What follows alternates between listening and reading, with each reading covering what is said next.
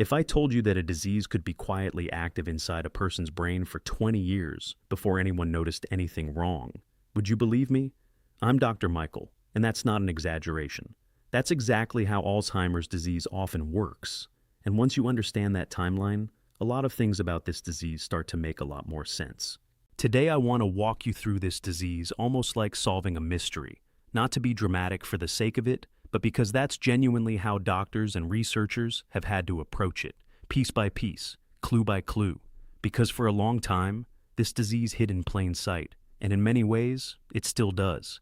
Stick with me, because by the end, you'll understand the real symptoms, the real causes, and what current research actually says about prevention, without any of the exaggerated claims you'll find scattered across the internet.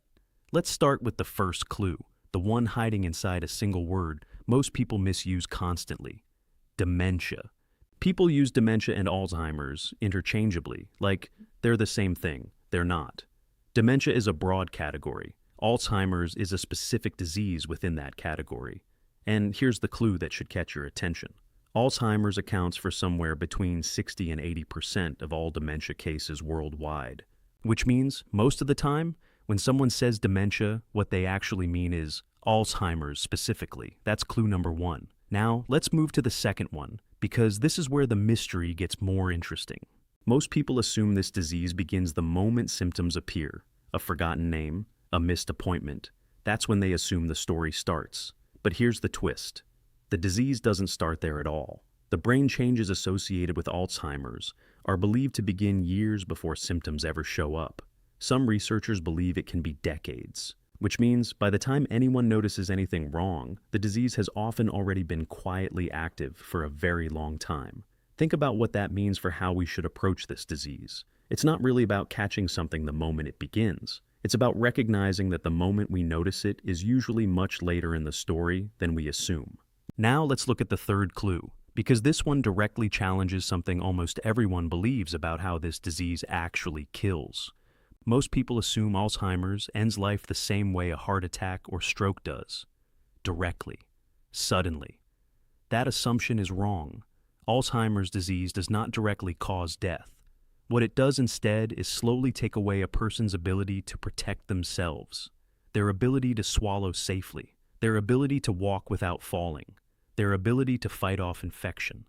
It's usually these secondary complications, not the disease itself, that eventually become life-threatening. In the United States, Alzheimer's disease was ranked as the 7th leading cause of death in 2022, according to CDC data. Not because it attacks the body directly, the way many other diseases do, but because of everything it slowly, quietly, takes away from a person's ability to stay safe over time. That's a crucial clue, because it reframes the entire disease. This isn't a single event. It's a long, slow unraveling, which is exactly why catching early signs matters so much. Now, let's examine the symptoms themselves, because understanding the actual pattern helps you separate real warning signs from normal, everyday forgetfulness. The earliest and most common symptoms involve trouble remembering recent events and new information, not old memories from decades ago. Recent conversations, recent details. As the disease progresses, other clues start appearing. Confusion about time or place, noticeable shifts in mood or personality, trouble finding the right words during conversation, difficulty completing familiar tasks like managing money or following a recipe someone has made 100 times before. In more advanced stages, something called sundowning can appear, where confusion and agitation noticeably worsen in the late afternoon and evening. This is a well-documented pattern, and it's often one of the more difficult symptoms for families to manage. Here's the thing about all of these clues together. It's rarely about one single moment. It's about a pattern, a direction. Normal aging tends to stay relatively stable or shift very slowly. Alzheimer's tends to move forward, quietly but consistently, over time. Now, let's investigate the biggest misconception surrounding this entire disease. The idea that it's mostly about genetics. People assume if it's not in their family, they're probably safe. And if it is in their family, there's nothing they can do about it. Here's what the evidence actually reveals. Over 95% of Alzheimer's cases are what's called late onset. Genetics and family history play some role, but they combine with environmental factors and lifestyle choices across an entire lifetime. Less than 5% of cases come from specific inherited gene mutations passed directly through families.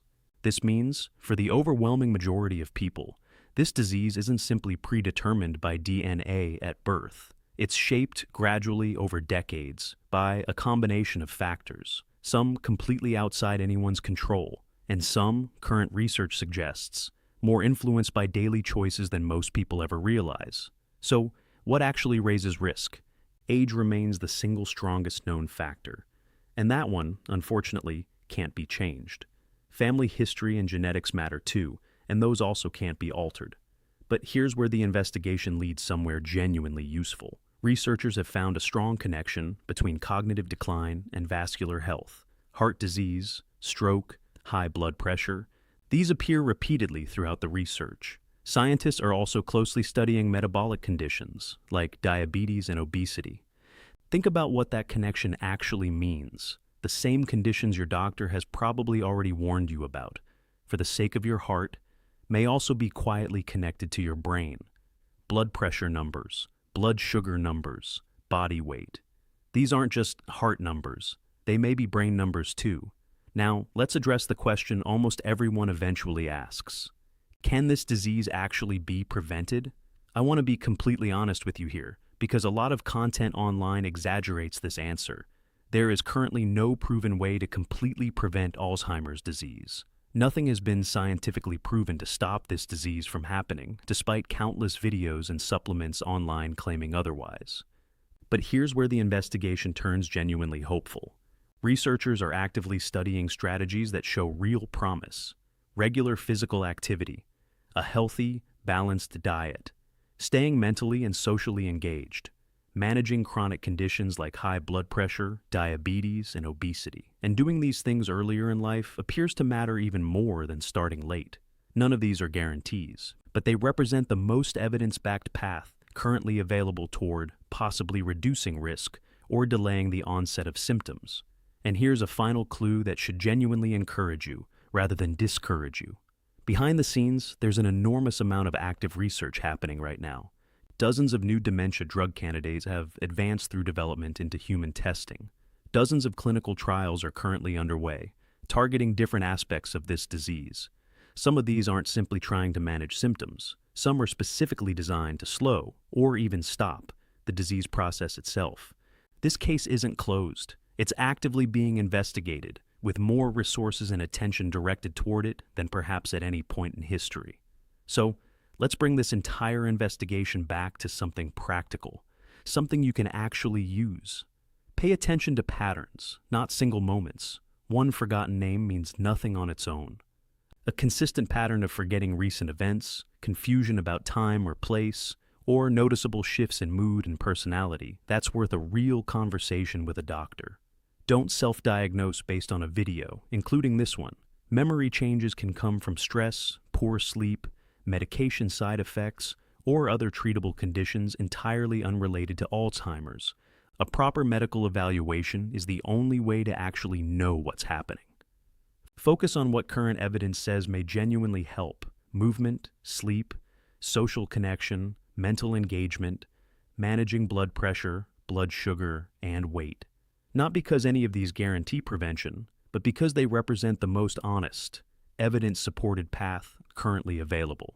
And perhaps most importantly, don't let fear stop you from paying attention.